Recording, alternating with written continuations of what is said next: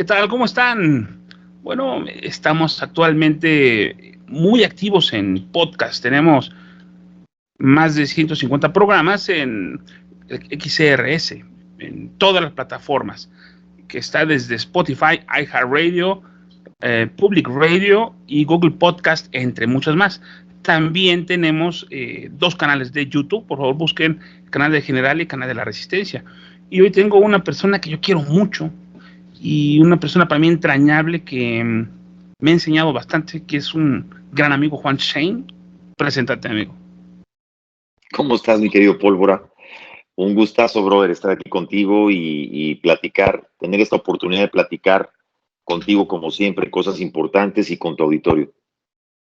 Sabes que el día de ayer amenazaron a Gildo Garza, un compañero nuestro, y sí, tenemos que hacer... me da mucha pena lo que está pasando con Gildo, porque la verdad, querido Pólvora, lo que está sucediendo en México con los periodistas es algo que no tiene madre, ¿no? Por decirlo coloquialmente, pero además es algo que cada vez está resonando, por decirlo menos, pero además es algo que cada vez está teniendo más resonancia internacionalmente. Digo, no te puedo decir aquí en Estados Unidos, obviamente, que aquí en Estados Unidos resuena bastante, pero ya, si te fijas, ya el Parlamento Europeo ya hizo otro señalamiento de las dos periodistas asesinadas en Veracruz, y pues desde aquí toda la solidaridad con nuestro querido Gildo, que le mandamos un fuerte abrazo. Pues fíjate que publiqué nuestro programa que hicimos hace exactamente un año en relación al ambiente de violencia que viven los periodistas. Y ese día fue cuando tú y yo nos conocimos. Ese día me presentaron contigo y yo escuchando el programa, porque era en un formato de audio que lo tenemos ahí en el canal. No sé si lo llegaste a saber, lo acabo de compartir ayer. Entonces yo escuchándolo, veo que es tan vigente todo lo que dijimos en relación a la vida de esto. Y sobre todo, darme cuenta que te sigo admirando tanto, hermano, y te agradezco mucho que me dé la oportunidad de interactuar. Igualmente, querido Pólvora. Ahí te va una para que, a ver si la puedes agarrar al aire. Énchala, venga. ¿Qué problema tienen en México los médicos desempleados, que son muchísimos, que tenemos estudiantes graduados de muchas escuelas cada año, y que batallan y hacen hasta mandas a la Virgen de Guadalupe para que les den una plaza en el IMSS, en el seguro? Y sin embargo, vienen otros médicos con otras calificaciones y quieren ser asimilados como parte de la vida social de México, más que de la vida médica de los ciudadanos. ¿Cómo te rebota eso a ti en tu mente con la experiencia que tienes y cómo conoces a la gente cubana, amigo? Mira, querido Pólvora, este es un tema que ya tiene su tiempo. Ahorita, antes de entrar precisamente al tema de los médicos cubanos, que es un tema que también, como tú sabes, es muy sensible para mí, porque hablando de agresiones, de amenazas, pues yo también he sido víctima de amenazas por parte del Partido Comunista Cubano, y lo digo abiertamente aquí contigo, por la serie de reportajes de médicos cubanos que empezamos a sacar desde el año 2019. Lo que está pasando, voy a empezar por los médicos en México. Fíjate que en agosto del año 2019, poco antes de la pandemia, me tocó hacer un reportaje en el Instituto Nacional de Neurología, que está ahí en Tlalpan, sobre Insurgente Sur. Y en aquel entonces existía el jaloneo, digamos, el rumor de que el gobierno quería despedir al director del Instituto Nacional de Neurología, porque habían recibido unas semanas antes a personal de la Fiscalía y una visita del doctor Hugo López-Gatell. Durante el tiempo que se trató de instaurar el INSABI y de sustituir digamos, al antiguo Seguro Popular por el INSABI, durante ese tiempo, el director del Instituto de Neurología pues les hizo una serie de preguntas a los encargados del INSABI y a la Secretaría de Salud, de preguntas claves, que dónde estaba obviamente la clave para poder sustituir al Seguro Popular por el INSABI, es decir, quedaban muchos renglones y preguntas sin contestar. Él fue muy insistente, el director del Instituto Nacional de Neurología fue muy insistente y nunca le respondieron estas preguntas, entonces en lugar de eso lo despidieron y fue esa época donde empezaron a despedir a personal médico muy valioso. No sé si tú sabes, Pólvora, pero el Instituto Nacional de Neurología en México tenía fama de estar entre los 5 mejores del mundo.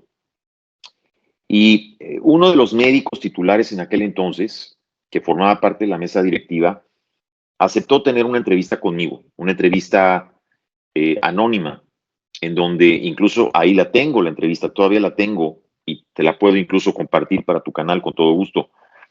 En aquel entonces ya él me hablaba de la negativa de parte del gobierno, la negativa de parte de la Secretaría de Salud de responder preguntas claves, de cómo comenzaban a recortarles presupuesto, cómo empezaban a despedir a médicos que eran expertos en su área. Y si ya los hospitales, digamos que estaban dentro del gobierno, de por sí ya tenían problemas de insumos médicos, pero ya cuando empezó a entrar esta gente, cuando empezó a entrar el titular actual, tanto el secretario de salud como el subsecretario, esa falta de insumos se volvió mucho más notoria. Y tú recordarás que inclusive poco antes de que estallara la pandemia, Pólvora, ya había muchos problemas y muchos reclamos de parte de médicos en los hospitales públicos por falta de insumos. Lo que se está haciendo, ahora antes de entrar al tema de los médicos cubanos, hay que partir primero de que tenemos que entender de que a la salida de la pandemia, al término ya, digamos, en esta recta final de la pandemia, los actuales médicos mexicanos se la jugaron con México. O sea, los médicos mexicanos se la jugaron con México. Ellos se la rifaron, digamos. Hay que recordar que somos el país que más personal de la salud perdió durante la época de la pandemia. Falleció mucho personal, murieron muchas personas. Personal de la salud que inclusive trabajaban hasta 18, 20 horas diarias. O sea, se la rifaron, pero gruesísimo. Hay que recordar que es gente que se la rifó sin insumos, sin instrumentos. Muchos de ellos tenían que comprar sus propios cubrebocas. No había ni siquiera elementos básicos en los hospitales, gasas para operar, vendajes, sábanas, cosas básicas que este gobierno no se preocupó por resarcir.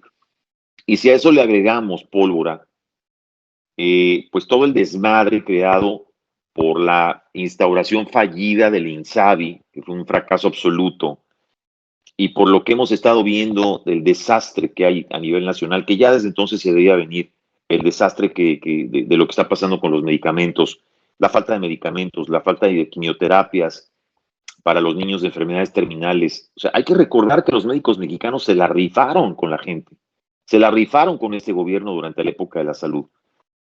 ¿Y qué hizo este gobierno? Les dio la espalda, los despide con la premisa de que los van a volver a recontratar. Y entonces, actualmente vemos a cientos de médicos desempleados que además no tuvieron ni siquiera bien a bien finiquitarlos como debe de ser. Y por el contrario, lo que hacen entonces es contratar a 500 médicos cubanos. Y digo, más bien, en lugar de decir contratar a 500 médicos cubanos, es recontratar. Porque hay que recordar que ya se habían contratado médicos cubanos anteriormente. Esto casi no ha salido a la luz pública, querido Pólvora, pero tú recordarás un reportaje que te compartí de los médicos cubanos hace 2 años. Es decir, hace 2 años venimos hablando de este tema. Y hace más o menos un año y medio, si mal no recuerdo, fue durante 2020, que se había hablado de más de 1,200 médicos ya contratados en aquel entonces.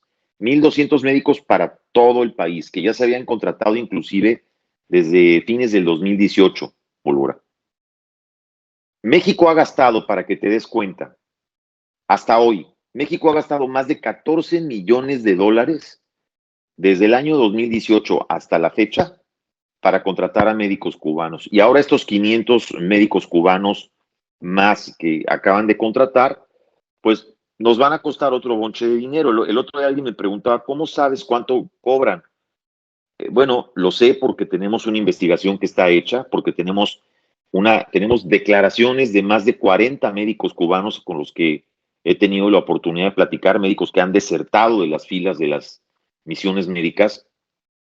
Y lo que sabemos hasta hoy, Pólvora, es que la dictadura cobra $10,500 por cada médico cubano. Son $10,500 por un contrato de 3 meses y eso es por cada médico cubano. Si hacemos una cuenta rápida, Pólvora, y multiplicamos esos $10,500 por 500 médicos cubanos, pues ya te podrás imaginar, ahorita te voy a dar la cifra. Estamos hablando de $5,250,000 que nos van a costar esos próximos 500 médicos cubanos que se van a contratar. Por un simple sentido de corresponsabilidad social, de solidaridad, estos personas que se la jugaron, tanto practicantes como médicos como enfermeras, deberían tener asegurada su base. Tú sabes que muchísimos médicos fueron el gremio que más gente murió, las enfermeras y médicos, durante las primeras fases de la pandemia. Entonces, si algunos de ellos sobrevivieron, deberían tener asegurada su plaza y su futuro. Y cuando no es así, por lo menos debería haber un manifiesto de forma legal, algún tipo, como ahorita lo hace Putin, ¿no? De que pues, todos los soldados que murieron a su familia les van a dar tales beneficios. Bueno, acá debería de ser que a todos los médicos que se la rifaron en la época dura de la pandemia, deberían de darles X beneficios, su medalla y todo. Pero hay, como decía Stalin, la gratitud es un fenómeno que solo le pasa a los perros. Entonces, lamentablemente, la gente que es comunista, socialistoide, es muy drástica y muy poco apegada a lo moral y a lo socialmente afectivo. Son gentes que tienen otras premisas básicas. Te voy a decir algo. Yo conozco la naturaleza de Cuba. Cuba es un país digno, que ha sido la dignidad de América en una parte de la historia. Pero yo aquí tengo el libro que me dieron en Cuba en una visita, donde es el catálogo de cosas que hacen por área, por agricultura, por educación, por cada una de los segmentos. Y en el área médica, pues este libro es como de los años 80, ¿no? Pero síntesis de compuestos antitumorales, determinación de malformaciones congénitas, analizador de ritmo cardíaco, estimulador electromagnético pulsante, diagnóstico de enfermedades por sistema nervioso utilizando la computación. Bueno, es una gama de estudios que lo hacen en la UNAM, que lo hacen en el Politécnico, que como se ven ellos acorralados ante un embargo muy fuerte que tienen por parte de Estados Unidos, tienen que generar sus propias vacunas, tienen que generar su propio ingenio en salvarse. Y bueno, al estilo socialista, no pertenecen a ningún tipo de organización que los verifique o supervise. Sí están en la OMS y en muchas organizaciones, ¿no? Pero sus vacunas no requieren un aval de un sello para poder generar una venta comercialización internamente. Igualmente, esto que platiqué del potencial tan grande que tienen y la dignidad de América, se quedó en una parte del tiempo que ya pasamos. Se quedó en la parte del 68 al año 84, donde era romántico pensar en Cuba Libre, que lo puso Ríos. Y Ríos decía que básicamente Cuba era un lugar en donde tú podías curarte de cualquier enfermedad a bajo costo. Y que la sociedad tenía uno de los mejores sistemas médicos existentes. Bueno, pero la gente que conoce Cuba hoy en día, con las situaciones actuales, sabe que la gente se va a curar con los curanderos, con los gente que echa la gallina, gente que echa la veladora, te la soba en el cuerpo, porque no existe un servicio médico de alta calidad para los cubanos.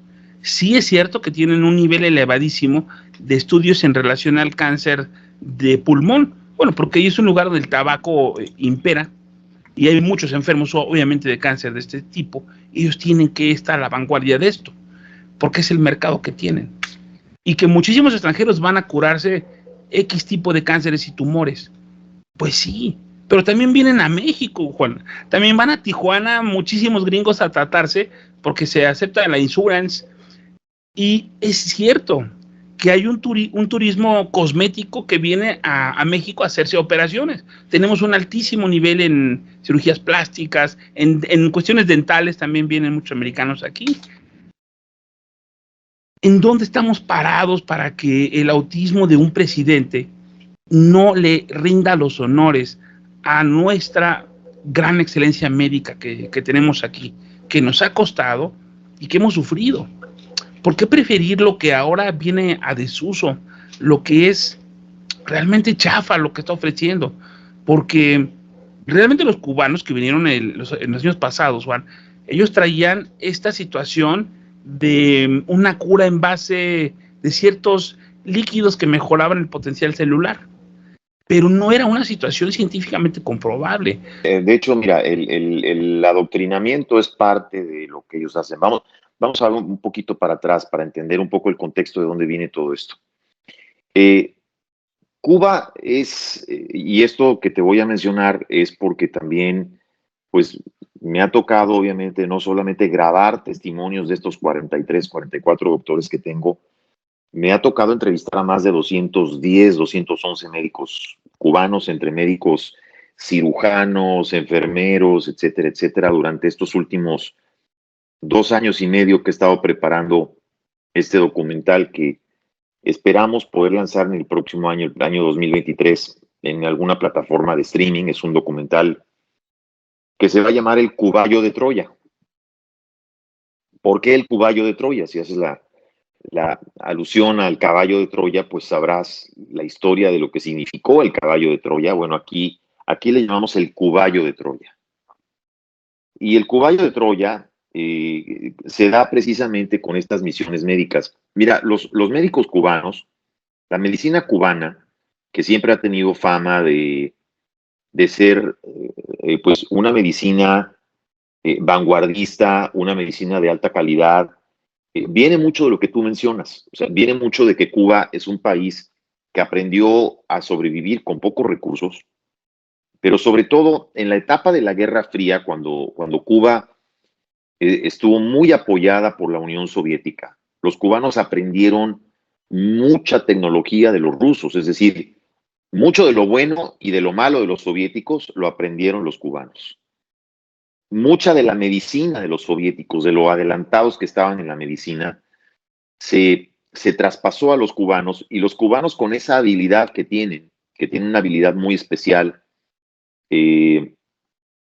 ellos lograron tropicalizar muchas de estas cosas, lograron experimentar, inclusive lograron ellos empezar a fabricar sus propias vacunas con los elementos que en esa época tenían. Pero hay que entender dentro de este contexto que estamos hablando de una Cuba, la Cuba de hace 30 años era una Cuba muy distinta a la de ahorita. Y a mí lo que se me hace muy curioso, general, es que mucha de esta gente que hoy en día defiende a la Cuba, no defiende a Cuba, defiende un mito. No sé si me entiendes. El gran mito cubano se sigue todavía basando en las aventuras del Che, en ese mito de libertad, de la opresión que se creó durante la etapa en la que nosotros éramos chavitos y nuestros papás, pues, vivieron una etapa en donde había una gran cantidad de gobiernos de extrema derecha en toda América Latina, que eran gobiernos muy opresores, que eran gobiernos también, digo, también la extrema derecha es fascista, ¿no? Hay que decirlo, no nada más la izquierda. Entonces estamos hablando de una época de los Stroessner, de Videla, el mismo Pinochet, ¿no? En los 70s, y de pronto pues escuchas estos cantos de libertad, de las aventuras de Fidel y del Che y de cómo llegaron en la balsa, pero también mucho de cómo lo mitificaron, ¿me entiendes? Entonces eso fue creando el mito que se fue metiendo en la raíz de los universitarios de esa época. Tú lo mencionas ahorita, del 68 y de antes del 68. Hay que recordar que el Che, querido Pólvora, tú, y ahorita podemos ver las entrevistas en YouTube, el Che era un rockstar. El Che era un rockstar, güey, era un rockstar que fue a la ONU a hablar, era secretario de Economía, llegaba a Europa y se hospedaba en los mejores hoteles, era un güey que lo recibían para tomarse fotos con él, le pedían autógrafos, se querían tomar fotos con él. O sea, el Che Guevara era un auténtico rockstar, cabrón. Y era un tipo con mucho carisma, era un tipo con una inteligencia, digamos, muy especial para poder hablar y para poder envolver, lo mismo que Fidel, ¿no? Y ese fue el cóctel, ¿verdad? El cóctel, digamos, que se formó para crear todo este mito, esta mitificación de la revolución. Y de ahí viene mucho todo eso. Y yo creo que lo que está pasando es que muchas de las generaciones de hoy, las generaciones nuevas, están tratando de emular ese mito, pero un poquito encajado a través de ciertas organizaciones y mucha de esta gente que lo trata de revivir por conveniencia. Porque ese mito, esa mitificación, hoy en día sirve para fines políticos que tienen que ver hoy día con poder, con intereses y con crear una especie de cúpula donde solamente unos son ricos, mantienen a una minoría, es la cúpula rica, donde hay una mayoría que es pobre, que está adoctrinada, que está completamente amaestrada y acobardada, que no puede levantarse contra una tiranía. Es prácticamente como la lucha típica de castas que estos grupos, inicialmente de izquierda, hoy ya no de izquierda, sino ya más bien comunistas o el Foro Sao Paulo, convierten esta lucha de castas en una guerra. Y entonces entienden, estos que tienen esta lucha de castas, entienden que la gran mayoría de nuestros pueblos es gente que tiene bajos recursos, pero también es gente que tiene, en cierta manera, la necesidad de tener, ¿cómo te diré? De que siente que hay una especie de rencor social, que estos grupos lo saben aprovechar muy bien, y entonces en base a eso arman ese mito y ese tipo de historias, y entonces se apoderan del pensamiento y del corazón de las mayorías a través de ese mito. Juan, te lo voy a Dímelo. preguntar directamente. ¿A qué vienen los médicos cubanos? Mira, hay que considerar que para empezar, a ver, los médicos cubanos es un negocio de la dictadura.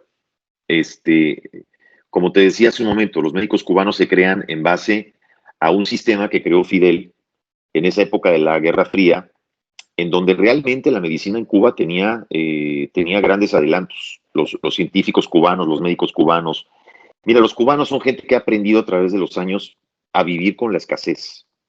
Y eso les ha despertado mucho la creatividad. Son gente que se las han arreglado para arreglar motores, para arreglar coches, para una tostadora, para vivir con una tostadora de pan que la han arreglado a lo mejor 30 o 40 veces, ¿me entiendes? Con alambritos o con parches o como sea. Son tostadoras de hace 40 años, hornitos de hace 40 años, y con eso vive la gente allá.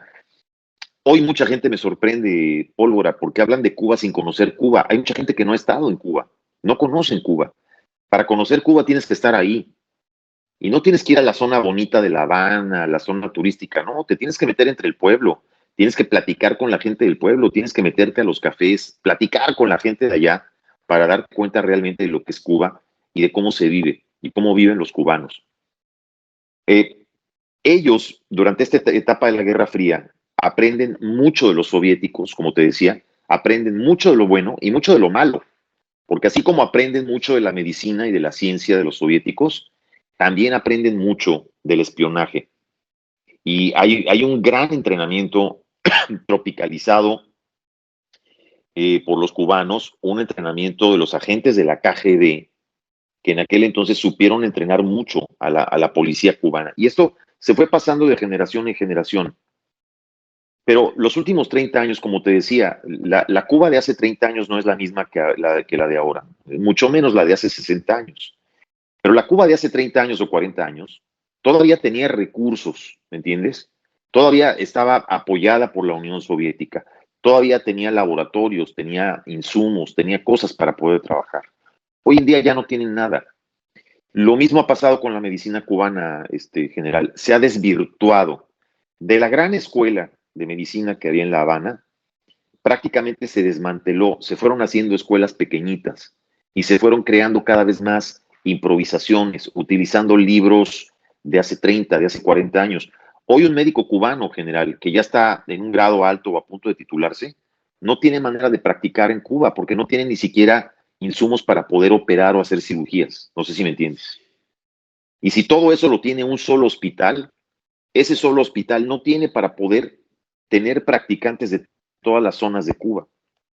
¿Qué sucede? Que entonces Fidel Castro implementa un sistema en el que, sabiendo lo bueno que eran los médicos cubanos, sabiendo lo adelantados que estaban, y además viendo que es un sistema en donde Cuba es un país donde no existe el analfabetismo porque se erradicó en ese momento, Fidel lo ve como una fuente de negocio muy interesante que le podía generar a la dictadura ingresos. Y entonces, como Cuba no produce nada, como Cuba no tiene nada que exportar, lo que Cuba empieza a exportar son las misiones médicas. Cuba empieza a exportar médicos, empieza a exportar asesores de seguridad, empiezan a exportar Guerrilleros. deportistas y guerrilleros, ¿no? Y entonces, ¿de dónde gana? ¿De dónde gana la dictadura? De todo eso. Los gobiernos que los contratan no le pagan a los médicos, no le pagan a los asesores, le pagan a la dictadura. La dictadura se queda con entre el 85 y 90% de lo que se les paga a los médicos cubanos, querido general. Y para que sepas, hoy en día, hablando hoy en día, en el año 2021, Cuba, lo que las misiones médicas le dejaron a Cuba durante ese año excedió los 8.5 billones de dólares anuales. Es decir, los médicos cubanos le generan a Cuba 3 veces más ingreso que lo que le genera el turismo. Y mucha gente cree que el turismo es lo que más le genera. Le generan más las misiones médicas a Cuba que los propios ingresos que Cuba tiene por remesas. Y mira que hay mucha gente aquí en Miami, donde estoy, que envía remesas a Cuba. Más de 7,000 millones al año. Bueno, 8.5 billones es el negocio, el gran negocio hoy en día de la dictadura. ¿Qué pasa? Que la dictadura se da cuenta que es un gran negocio y empieza a multiplicar doctores como palomitas, güey. Y entonces se agarran a uno que está a lo mejor en segundo semestre, otro en tercer semestre. Oye, tú ven para acá, como dice Piro, de Ritmo Peligroso. Oye, tú ven para acá, te voy a poner una batita de médico. Tú eres médico, güey, pum, te vas a tus misiones. Cabrón. ¿Por qué? Porque por ti yo te voy a meter a que estudies, ya que seas doctor, yo te hago doctor, no te preocupes. Oye, pero todavía no te acabo, no te preocupes, no hay pedo, yo te hago doctor, pum, tú te vas. ¿Por qué? Porque tú me vas a generar a mí 10,500 dólares semestrales. Cabrón. Y eso se lo queda a la dictadura y a ellos les dan a veces un 20, a veces un 10%. Pero déjame decirte algo, estos médicos cubanos que son contratados para estas misiones, que además la ONU y el Parlamento Europeo ya lo consideraron, y obviamente también la Organización Mundial de Derechos Humanos, Human Rights Watch ya lo declaró como una esclavitud moderna. Está considerado como un sistema de esclavitud moderna. Estos médicos que son contratados, que son mandados a estas misiones, no pueden viajar con sus familias. O sea, sus familias se quedan en Cuba como prenda. Y si ellos deciden desertar, son considerados, obviamente por el Código Penal de Cuba, son considerados como traidores a la patria. Fíjate, ya nos estamos familiarizando con ese término, güey. Y entonces ellos no pueden volver a Cuba durante los próximos 8 años, porque eso les significa a ellos 8 años de cárcel, pero sus familias que se quedan en Cuba, es decir, sus esposas o esposos y sus hijos, no pueden salir de Cuba durante los próximos 8 años. Entonces hay mujeres, hay médicos, doctoras, doctores, que tienen 4, 5, 6, 7 años de no ver a sus hijos. Tú imagínate lo que es no ver a un hijo. Yo no sé si has tenido esa sensación, pero imagínate no ver a tu hijo durante un mes, güey. Imagínate cómo te puedes volver loco de no ver a tus hijos un mes o no poder verlos 2 meses o 3 meses. Imagínate lo que es no ver a tus hijos durante 5 años o 6, que te pierdes todo su crecimiento, te pierdes toda su niñez. Y estos son casos que desgraciadamente, Pólvora, se multiplican y los escuchas en muchas de estas historias que me ha tocado escuchar. Decían por ahí, la pregunta es, ¿qué es un cuarteto? Pues lo que queda de una orquesta sinfónica cubana cuando va de gira. Regularmente los deportistas, los beisbolistas, cualquier deporte cuando iban hacia afuera, pues los cubanos desertaban Y yo me había preguntado mucho qué mecanismo tenían ellos para evitar la deserción de estos médicos que no se quedaran en México. Pero tú me estás planteando que tienen Ahora te un voy a explicar cuál grillete. es. Sí, ahora te voy a explicar cuál es. Ellos cuando llegan a cualquier país donde ellos llegan, lo primero que hacen es que los está esperando una persona de la embajada cubana, que los espera normalmente cuando llegan a los aeropuertos.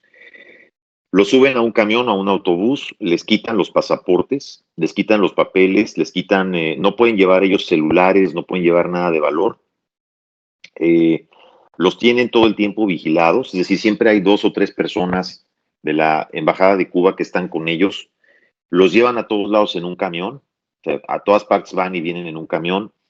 Todos desayunan a la misma hora, todos comen a la misma hora y todos cenan a la misma hora. Es decir, en el mismo lugar, ninguno de ellos está autorizado para tener contacto o platicar con gente local del país al que visitan. ¿Me explico? Se los traen así como chavitos de escuela, completamente vigilados. No pueden tener contacto con nadie. Lo mismo sucede con deportistas. Lo mismo sucede con gente que va, digamos, encomendada por otras cuestiones de seguridad. Así es como los tienen vigilados todo el tiempo. Y entonces, al momento de que uno de estos médicos deserta, pues obviamente deserta y se queda varado en el país donde está porque no tiene papeles. Y entonces automáticamente se quedan ahí sin papeles, y pues muchos de ellos irremediablemente ahí se tienen que quedar porque no pueden ya viajar a ningún lado. Es realmente doloroso. La gente tiene la impresión, Pólvora, y aquí te contesto lo que me preguntaste hace rato, de que los médicos cubanos son unos hijos de tal por cual y van a adoctrinar y todo ese desmadre. Y la respuesta es sí, van a adoctrinar, pero estas personas también son víctimas, no sé si me entiendes. Son víctimas de su propio sistema, están amenazados con sus familias, pero por el otro lado también tú me preguntabas, ¿qué vienen a hacer? Pues vienen a simular números, vienen a cobrar porque es un negocio, vienen a manipular estadísticas, porque ellos ya tienen un know-how de cómo manipular estadísticas, y sí vienen a adoctrinar. Tienen que hacer, entre sus obligaciones, tienen que hacer proselitismo político, porque esa es parte de su chamba, proselitismo a favor del gobierno que los contrata, y proselitismo y hablar bien del mito cubano, porque ellos acuérdate que ya están adoctrinados, muchos de ellos ya crecieron con una educación de adoctrinamiento y ellos saben exactamente cuáles son las palabras que te dicen que te hacen clic en la cabeza. Ya tienen ese speech bien manejado, porque así los educan, así los preparan, de cómo mitificar y cómo hacer proselitismo a favor de quien los contrata. Entonces sí, ahora, ¿no es algo nuevo? No, ahí está la muestra. Venezuela es la muestra clara. En Venezuela es el país donde más médicos cubanos han desertado, es el país que más médicos cubanos tiene atorados, no solamente en todo el país, en Caracas y en toda la provincia. Y entonces, sí es un error porque, uno, estamos enviando recursos a la dictadura, que es la dictadura más cruel de América Latina hoy en día, es la madre de todas las dictaduras. Cuba es la dictadura que más presos políticos tiene actualmente en América Latina, más que Venezuela y Nicaragua juntos. Cuba tiene más presos políticos que Venezuela y Nicaragua juntas. Y entonces, ¿qué se está haciendo? Se está alimentando el mito. Cuba es un país que te chupa riqueza de otros países, se reseca la riqueza de esos países, pero porque sus gobernantes, gente como un Chávez, como un Maduro, como un mismo López Obrador, crecieron bajo el manto de este mito en donde ellos realmente firmemente creen que se tiene que mantener Cuba porque se tiene que mantener ese mito. Entonces no les importa, güey, no se tocan el corazón para mandar miles de millones de dólares para mantener a la madre.